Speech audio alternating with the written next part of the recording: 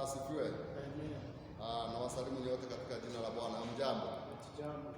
Nashukuru Bwana ni kwa sababu ya kutupea nafasi ya kuwa hapa siku ya leo.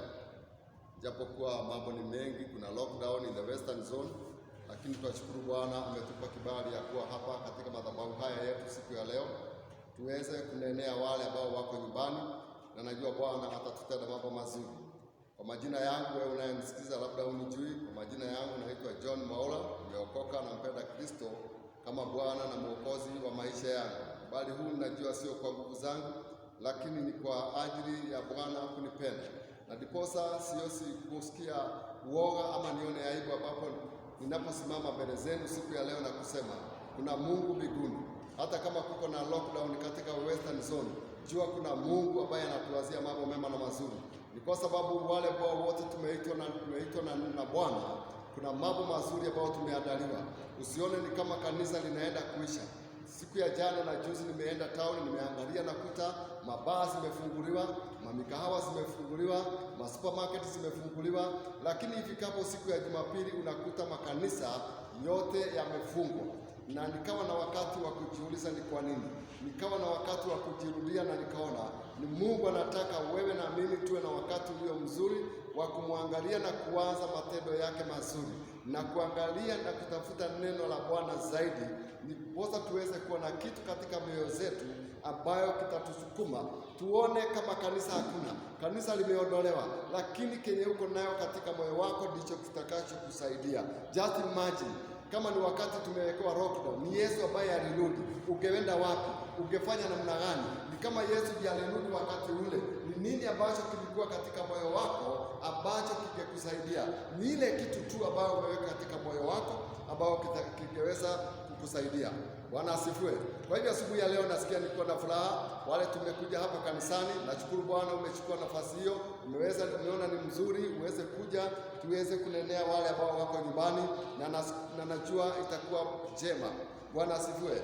Na ni kwa ajili ya hayo nataka tujifunze neno la Bwana, na najua Bwana atatupa ufunuo zaidi as we go on.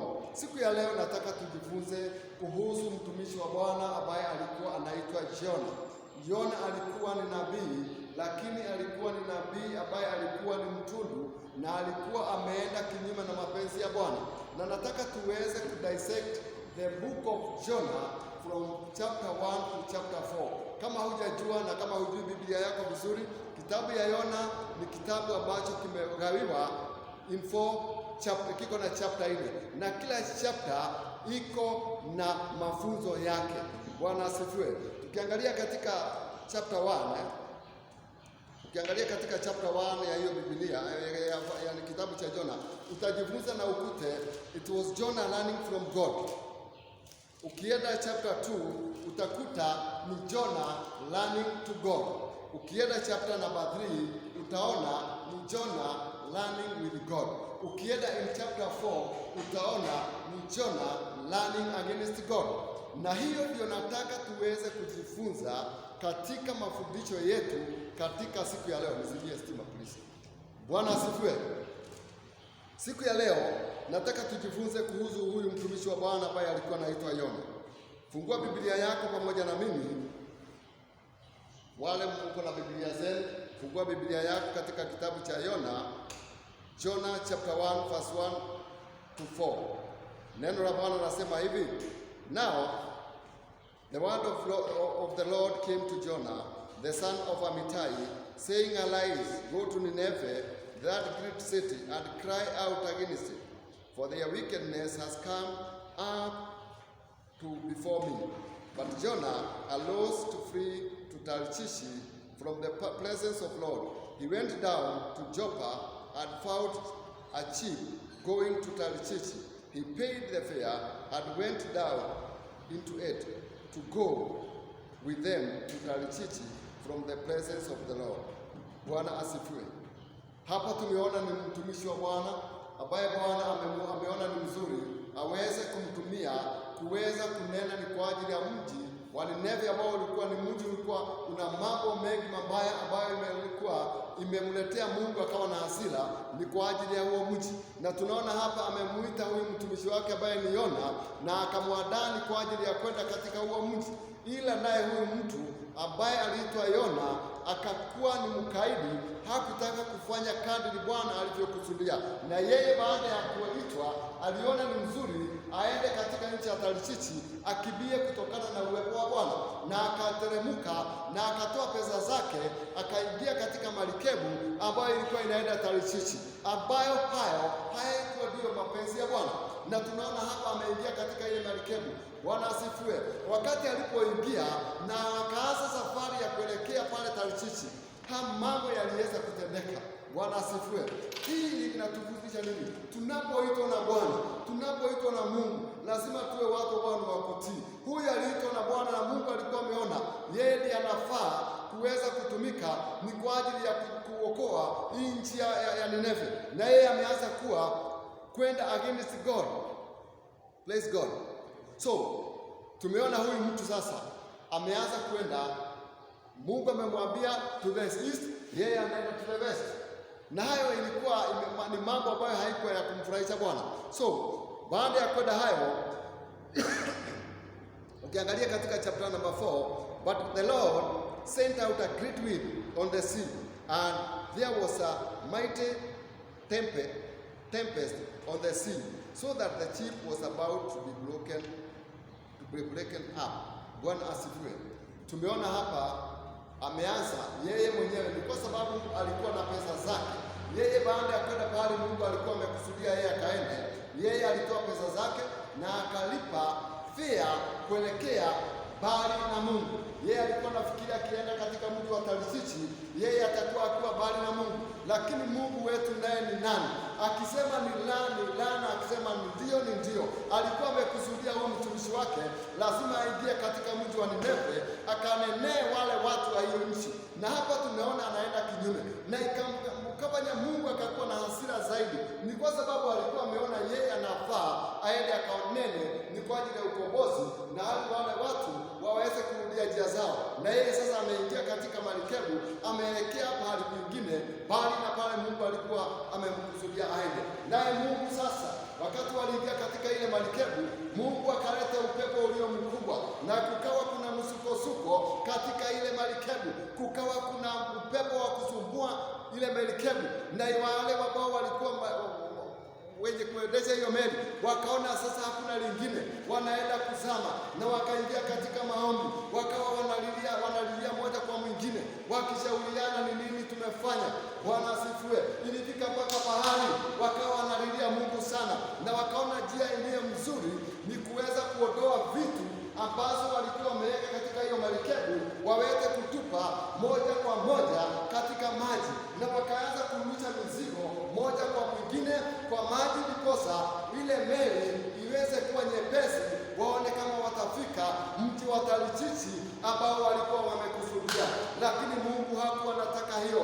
Wale baada ya hiyo meli kuendelea kutolewa mizigo ili izidi kuyubayuba zaidi, mpaka wakaanza kulizana moja kwa mwingine, tunataka tujue ni nini kinafanya hii itendeke hivi. Huyu mtumishi wa Bwana ambaye alikuwa anaitwa Yona, yeye alikuwa anakaa comfortable. Yeye wakati alipoingia katika hii merikebu alienda na akaenda, yeye sasa ameenda katika comfort zone. Aliingia katika meli na akaenda underground kwa meli. Yeye ameenda comfort zone, yeye hana shida, anajua yeye amefika. Ni kwa sababu sasa yeye ako bali zaidi na Mungu. Aliona meli akienda chini ya meli atakuwa yeye ako bali sana na Mungu, pale Mungu hawezi kumuona. Na sasa wameanza, baada ya hiyo msukosuko zaidi, walimuita Bwana na wakaitana wote, wakasema tunataka kujua ni nini kinachosababisha haya, na wakasema hakuna lingine, lazima tupige kura tujue shida zetu zimetokana na nini. Bwana asifiwe. Wakati tumeitwa na tumeambiwa sisi ni watumishi wa Bwana, tunaambiwa tunaenda kuruseni mahali fulani, wengine wataki hiyo, wanaona kazi zao ndio nzuri, malengo na makusudio yao ndio mazuri. Kuna mambo itafanya inuke katika maisha yako ambayo itafanya Mungu akasirike na inue hali ambazo katika maisha yako. Unaona hawa walianza kurusha mizigo kwa maji, mizigo ambayo walikuwa wanapeleka ni kwa ajili ya kufanya biashara zao, lakini wewe ambao huyu ambaye alileta ukaidi amefanya watupe vitu zao kwa maji. Wewe ambaye umeitwa na Mungu kuwa mtumishi wa Bwana, umeitwa na Bwana uweze kuokoka. Kuna jambo na kuna bahari ambapo Bwana anakuandalia kwenda, lakini wewe unakuwa mtukutu, unaenda kinyume na Bwana. Nakwambia utainua hali katika maisha yako, katika maisha ya jamii yenu, katika hali zenu zote. Kutakuwa na misukosuko, kutakuwa na kuyumbayumba, nyumba yenu itakuwa na shida. Ni kwa sababu wewe umekuwa mkaidi kwa Bwana. So ni mzuri utii sauti ya Bwana na tutende kadri Bwana amevyokusudia sisi tufanye. Ndugu yangu na dada yangu uliye hapa bahari ya siku ya leo, na wewe unayesikiza katika mtandao, katika hali ya YouTube, katika Facebook, popote ambapo mnatusikiza siku ya leo, ninakuja kukuambia wakati umesikia sauti ya Bwana, lazima ukuwe mtu mtiifu na utende kadri Bwana amevyofanya. Labda katika jamii yenu kumeinuliwa magonjwa na magonjwa imewasukuma muda mrefu, lakini imefika pahali mukae chini na muulizane ni nini hiki kinafanya tuwe na hii. Muwe na wakati mzuri wa kushauriana, na najua mnaposhauriana kutakuwa na suluhisho, kutakuwa na njia, na Bwana ataintervene. Huyu mtumishi wa Bwana, baada ya wale kukaa na kushauriana, walipiga kura, na ile kura ya huyu Yona ilimrukia, na wakasema yeye imekurukia, hiyo ndio yako. Na kuambia mnapoona shida imeinuka katika maisha yenu, usifikirie ni bure. Kuna jambo Bwana anataka kufundisha wewe. Hebu mrudie Bwana, hebu kuja kwa Bwana, ushauriana na Mungu, umuulize Mungu ni nini, atakuonesha njia. Mungu bila shaka yeye ni Mungu mwenye rehema, na yeye ni Mungu mwenye rehema mingi, atakurehemu na atakuonesha njia. Bwana asifiwe. Tunaona huyu mtumishi wa Bwana amefanya, hawa watu wamekuwa na shida sana, mpaka walikuwa wanauliza safari ni ya nini. Ndugu zangu na dada zangu, labda wewe umeokoka katika hili kanisa, na nakwambia unakuwa na njia zilizo mbaya, njia ambazo huendi kulingana na mapenzi ya Bwana. Utafanya kanisa yumbayumbe, hii marekebu itayumbayumba. Ni kwa sababu ya matendo yako mabaya, labda matendo yako ya usherati na mambo ya wizi, urawiti, itafanya kanisa yumbayumbe. Ni wakati ulio mzuri tusimame na tuliitia jina la Bwana, na najua Bwana atatupa suluhisho. Asubuhi ya leo ninakuja kukuambia Bwana anakupenda, anakujali na anakuazia mambo mazuri. Usifikirie kwa mafikira na malengo yako kama vile Yona alivyofanya. Yeye alifikiria katika mafikira yake yeye aende mbali na Mungu, lakini Mungu alikuwa amemfikiria mawazo mazuri, na akawa anataka aende akapeleke akanene na watu wa Nineve ndiposa waweze kuokolewa. Lakini sisi ambao tumeitwa ni wanadamu wapoingia unapokuwa mwingi kwetu, tunasahau njia za Bwana, na njia za Bwana tukizifuata mambo itakuwa mazuri. Sisemi katika maisha ya wokovu utapatana na shida, hiyo shida tutakuwa nazo, lakini neno la Bwana linatuambia licha ya yote, katika kila jambo Bwana analeta suluhisho. Katika hii safari Bwana alileta suluhisho, ni kwa ajili ya hawa wasafiri. Na tukiangalia pale chini katika hiyo verse, ukiangalia katika mstari namba 15, so linasema namna gani? So they picked up Jonah and threw him into the sea, and the sea ceased from its raging. Then men feared the Lord exceedingly, and offered sacrifice to the Lord, and took force. Bwana asifiwe. Wewe ambaye umekuwa mkaidi kwa njia za Bwana, umefanya watu kuwe na shida mingi na matatizo, ni kwa sababu ya kitendo chako ambacho kimekuwa ni cha ugaidi mbele za Bwana. Na kuambia wakati mnapokaa na mjadiliane na mkuwe na suluhisho, na Bwana atawapea neema ya kujua shida ni nini, na wakati mnapotatua shida ni nini, na kuambia bila shaka mnapotoa hiyo shida kwenu, mnaiondoa katikati yenu, na kuambia mtakuwa na amani. Hawa wasafiri wa hiyo merikebu, hawa wakati walimtoa Yona katika meli, kulikuwa na utulivu mwingi, walimrusha kwa maji na mara hiyo bahari ikatulia. Hii inamaanisha nini?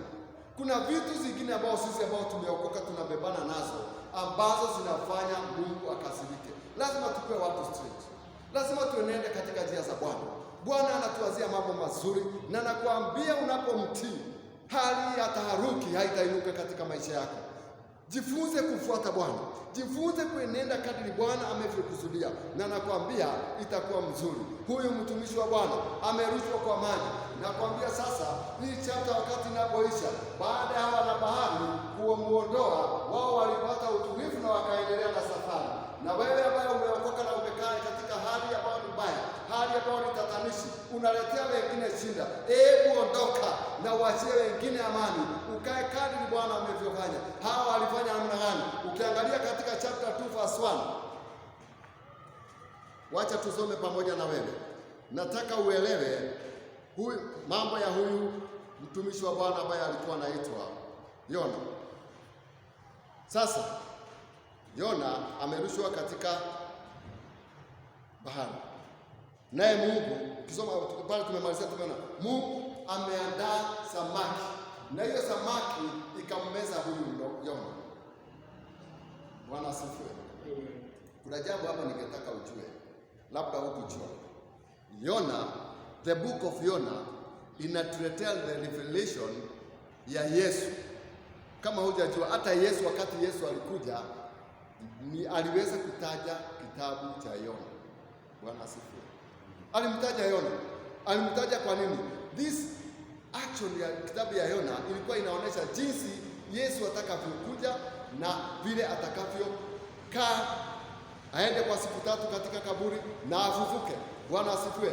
Haya, huyu mtu ambaye anaitwa Yona ameshikwa na amerushwa kwa maji. Bwana asifiwe. Amekaa kwa samaki for 3 days and 3 nights. Akakaa pale. Hii inamaanisha nini? Alikuwa na wakati mzuri. Ukisoma chapter 2 yote, ilikuwa ni wakati aliingia katika samaki na ikawa ni wakati ni chapter ya maombi. Bwana asifiwe. Aliweza kuwa na wakati mzuri wa kumuomba Mungu, wa kumlilia Mungu, kumkumbusha Mungu mambo mazuri anayotenda, kuona akawa na wakati ulio mzuri wa kumtetea Bwana. Bwana asifiwe. Wakawa na relationship mzuri na Mungu for 3 days and 3 nights. Bwana asifiwe. Hapa inatuonyesha namna gani Mungu wakati anatuandaa kwa ajili ya certain mission, whether we like it or not, lazima itatimilika. Na hapa huyu mtumishi wa Bwana alifanywa na Mungu akuwe na 3 days and 3 nights of fasting, ndiposa aweze kupeleka ujumbe wa Mungu kadri Bwana amevyokusudia. Bwana asifiwe. Yeye alikaidi, lakini Bwana alikuwa anakusudia akamweka katika fasting ya 3 days and 3 nights. Bwana asifiwe. Hapa alikuwa na wakati mzuri, akawa na wakati wa kumlilia Bwana, akamtetesha Bwana zaidi, na Bwana Mungu wetu akawa na wakati wa kumjibu. Bwana asifiwe. Kuna wakati labda kuna mambo ambayo unahitaji, kuna mambo haraka unataka ufanyiwe, kuna jambo unataka Mungu akatende, na wewe unasahau, unastahili ukuwe na fasting. Bwana asifiwe. Unastahili uache ndugu zako na dada zako, ukae pahali peke yako, uache mke wako, ukae pahali peke yako, ulilie Mungu, na najua kutakuwa na breakthrough. Kuna wengine tunapoenda crusade, tunasema hapa tunakuja tunasema wiki hii tutakuwa na fasting ya 3 days. Tunaenda Matisi kwa crusade. Nikuulize swali. Do you do it? Do you know fasting brings breakthrough? Kama unaona huyu mtumishi wa Bwana alifast by force for 3 days and 3 nights. Na baada ya kufast akafikiria na akarudiwa na ufahamu wake, na Bwana akaweza kumwelekeza pahali alikuwa anakusudia. Bwana asifiwe. Wakati unaona mambo imeinuka katika maisha yako, hebu jirudie. Yeye alipata uamuzi wa kusema nitoeni hapa mnilushe kwa bahari. Yeye alikuwa anataka tu aweke kwa bahari, aishe na asahaulike, asifanye vile Bwana alikuwa amekusudia. Bwana asifiwe. Alikuwa anajua yeye amesahaulika, akirushwa kwa maji yeye ameisha. Lakini sasa imefika pahali sasa yeye alikuwa analipa fare yake, anatoa pesa zake noti ya ngiri, anaelekea katika mji wa Tarshishi. Lakini Bwana amekuja, ameleta another way of traveling, akamfanya water rifted by the fish, akaingia katika tumbo ya chake. Praise God. Wale watu ambao wanaenda Amerika, wakati wako kwa ndege wanasikia kuna kakitu kahewa kingine kazuri sana. Huyu alikuwa hana mtu mwingine, akafanya yeye. Sasa hatumii pesa zake. Sasa imefika pahali ni Mungu anatumia njia zake. Njia za Mungu wezani nazo ndugu yangu. Huyu mtumishi wa Bwana yeye alikaa kwa maji 3 days and 3 nights. Yeye alikuwa anajua ameisha, lakini kile kilimsumbua sana, alikuwa anaongea na analilia Mungu, anakuwa na wakati mzuri. Bwana asifiwe. Yeye alikuwa anaona ni kweli ako katika kuzimu, anaona yeye ako katika hali ya kuisha, lakini neno la Bwana lazima litimilike kadri Bwana amevyokusudia. Bwana alimweka katika hali ya kuweza kufunga, aombe, ndiposa afikishe ripoti yake. Bwana asifiwe. Hapa tumeona sasa, ile ya kwanza alikuwa anaenda kinyume na Bwana. Hapa tumeona sasa yeye alikuwa anamtoroka Bwana. Hapa tunaona sasa yeye anamtafuta Bwana, anamlilia, naye Bwana anasikia, naye anamfanya yule samaki apinduke na amwelekeze katika pahali alipokusudia aweze kuleta ile ujumbe wake. Bwana asifiwe. Kanisa, Bwana asifiwe. Amen. Ukiangalia katika that chapter number 10, chapter 2 number 10, verse 10 nasema, so the Lord spoke to the fish and it vomited Jonah on a dry land. Bwana asifiwe. Mungu ananena hata na wanyama. Haijalishi ni nini, ulikuwa unakusudia kwenda wapi, Mungu atanena na utaenda na utafika pahali unataka kwenda, unapokuwa mtiifu kwa Bwana. Huyu amekuwa mtiifu kwa Bwana, na Mungu ambaye alikuwa amemwita amesikia kilio chake akiwa tumboni mwa samaki, na sasa imefika pahali Bwana ndiye amemlipia fia yake, amemlipia kupitia huyu chake, na amempeleka pahali Mungu alikuwa anakusudia. Na sasa imefika pahali Bwana amesema, ewe samaki, hebu mteme huyu jamaa aweze kuhubiri neno langu pahali nimekusudia akalinena. Bwana asifiwe. Ametemwa katika bahari ya Nineve. Praise God. Katika chapter 3 nataka uone vile Mungu alivyomwema huyu jamaa. Amefika katika nchi sasa ya Nineve, na sasa ni kuendanisha pamoja na Bwana. Niliwaambia hii kitabu ya Yona iko na 4 chapters na kila chapter iko na mambo yake. Sasa baada ya fasting na kumwomba Bwana, sasa imefika pahali anataka kuendanisha pamoja na Bwana. Now the word of the Lord came to Jonah the second time, saying, arise, go to Nineveh, that great city, and preach to it the message that I tell you. So Jonah arose, went to Nineveh according to the word of the Lord. Now Nineveh was exceedingly great city, a 3-day journey in extent, and Jonah began to enter the city on the first day walk. Then he cried and said, yet 40 days and Nineveh shall be overthrown. Bwana asifiwe. 5 inasema, so the people of Nineveh believed God, proclaimed fast, and put this on sackcloth from the greatest to the least of them. Praise God. Huyu mtumishi wa Bwana ametemwa pale katika bahari ya Nineve, na immediately yeye, unasikia Biblia inatuambia pahali alitupwa kutoka bahari kwenda Nineve ilikuwa ni pahali ya 3 days, lakini ni kwa sababu anaenda na Mungu, alienda within 1 day na akafika katika mji wa Nineve na akaanza kuhubiri neno la Bwana, na akawaambia, ninakuja kuwaambia Mungu wetu anaenda kumaliza nchi within 40 days. Bwana asifiwe.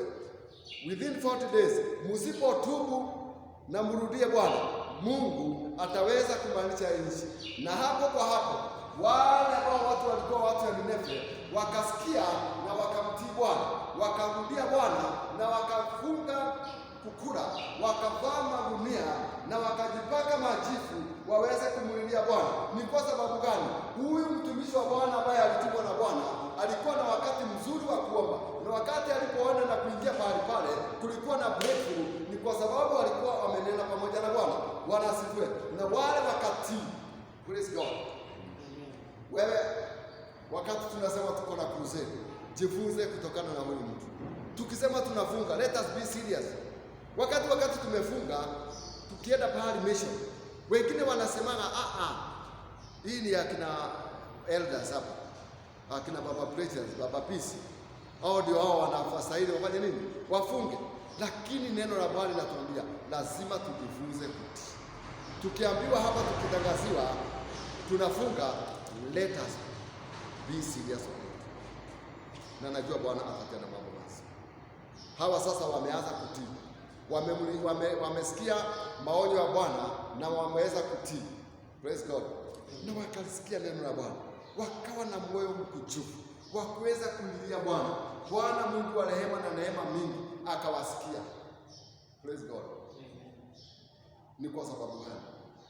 Walimaanisha. Na ukisoma zaidi utasikia mpaka mfalme ambaye alikuwa ni mfalme wao, wakati aliposikia yale mahubiri ambayo ililetwa, unabii ambao uliletwa, hata naye akashuka zaidi na akawa mtu wa kwenda kwa magoti. Bwana asifiwe.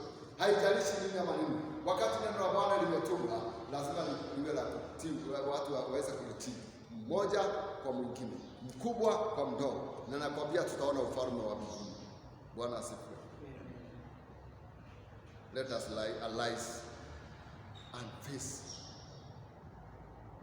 the word of God as it is. Let us see the word of God as it is. Na najua Bwana atatutenda mambo mazuri. Siku hii ya leo,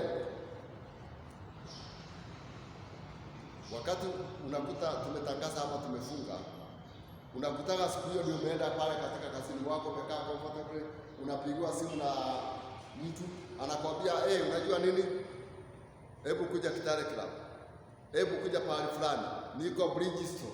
Niko wapi? Hebu njoo haraka haraka. Unaenda pale unakuta ule rafiki wako amekuchomea nyama na anataka mkakule.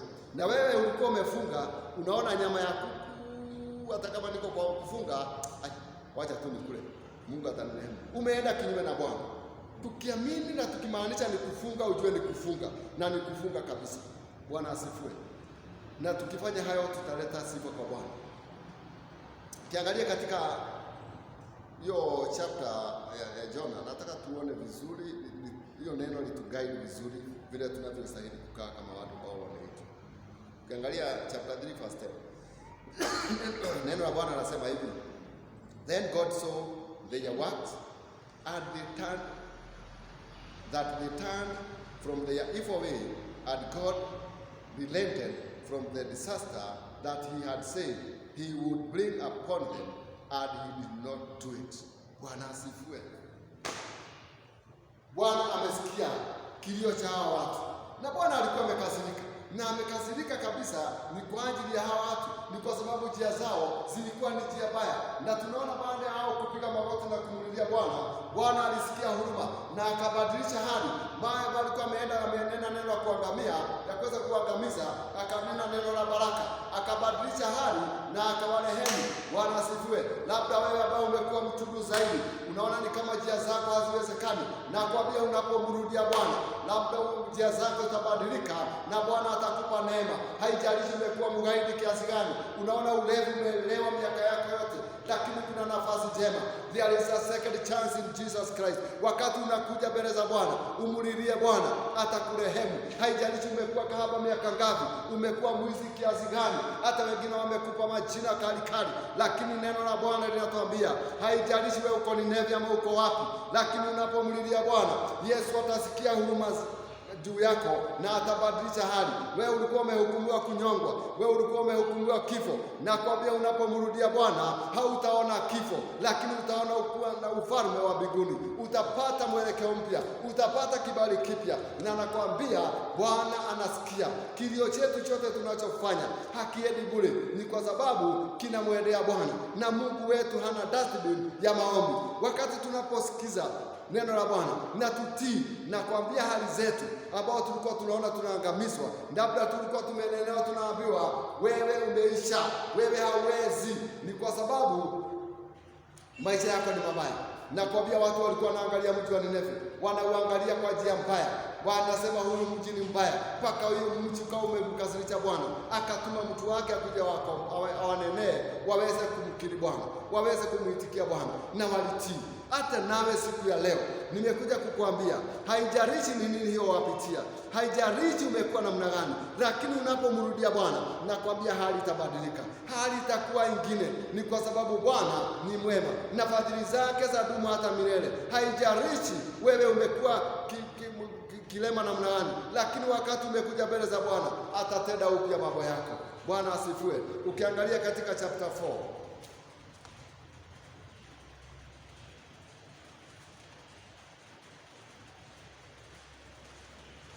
chapter 4 verse 1.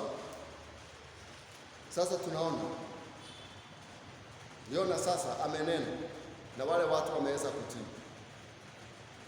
Verse 1 to 3 asema hivi, but it displeased John exceedingly, and he became angry.